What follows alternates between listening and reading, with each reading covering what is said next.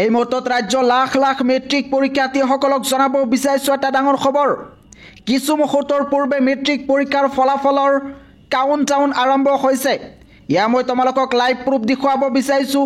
কিছু মুহূৰ্তৰ পূৰ্বে মেট্ৰিক পৰীক্ষাৰ ফলাফলৰ কাউণ্টডাউন আৰম্ভ হৈছে। ছাত্ৰ ছাত্ৰীসকলে যিটো ৱেবছাইটৰ জৰিয়তে আৰু মোবাইল এপৰ জৰিয়তে মেট্ৰিক পৰীক্ষাৰ ফলাফল চেক কৰিব পাৰিব, সেইটো এপত আৰু সেইটো ৱেবছাইটত ইতিমধ্যে কাউণ্টডাউন আৰম্ভ হৈছে। আৰু ইতিমধ্যে অথেণ্টিক চ'ৰ্চৰ পৰা জানিব পৰা মতে কাইলৈ দিনৰ 10:30 এই মেট্ৰিক পৰীক্ষাৰ ফলাফল ঘোষণা কৰা হ'ব। ইয়াতে নিশ্চয় দেখিবলৈ পাইছে, লাইভ প্ৰুফ দেখুৱাব বিচাৰিছোঁ। ইতিমধ্যে মেট্ৰিক পৰীক্ষাৰ ফলাফলৰ কাউণ্টডাউন আৰম্ভ হৈছে। কাইলৈ ঘোষণা কৰা হ'ব মেট্ৰিক পৰীক্ষাৰ ফলাফল।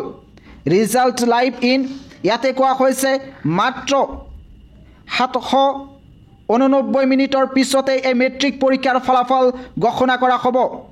প্ৰতি বছৰ কিন্তু এইটো এপৰ জৰিয়তে ছাত্ৰ ছাত্ৰীসকলে ৰিজাল্ট চেক কৰিব পাৰে। আৰু ইয়াতে কিন্তু ইতিমধ্যে কাউণ্টডাউন আৰম্ভ হৈছে। এয়া নিশ্চয় তোমালোকে দেখিব পাৰিছা। ৰাজ্য লাখ লাখ ছাত্ৰ ছাত্ৰীসকলে প্ৰশ্ন কৰি আছিলে যে কেতিয়া এই মেট্ৰিক পৰীক্ষাৰ ফলাফল ঘোষণা কৰিব। শেহতীয়াকৈ এই ফলাফলৰ কাউণ্টডাউন আৰম্ভ হৈছে। কাইলৈ দিনৰ 10:30 এই ফলাফল ঘোষণা কৰা হ'ব বুলি ইয়াতে কাউণ্টডাউন আৰম্ভ হৈছে।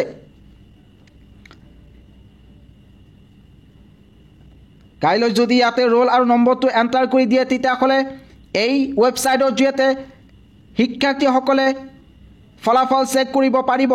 প্ৰতি বছৰ ছাত্ৰ ছাত্ৰীসকলে কিন্তু এই এপৰ জৰিয়তে আৰু এই ৱেবছাইটৰ জৰিয়তে সকলোতকৈ আগত শিক্ষাৰ্থীসকলে ফলাফল চেক কৰিব পাৰে। ইতিমধ্যে কাউণ্টডাউন আৰম্ভ হৈছে মেট্ৰিক পৰীক্ষাৰ ফলাফলৰ ডেট। ইয়াতে লাইভ প্ৰুফ দেখুৱাব বিচাৰিছোঁ। কাউণ্টডাউন আৰম্ভ হৈছে।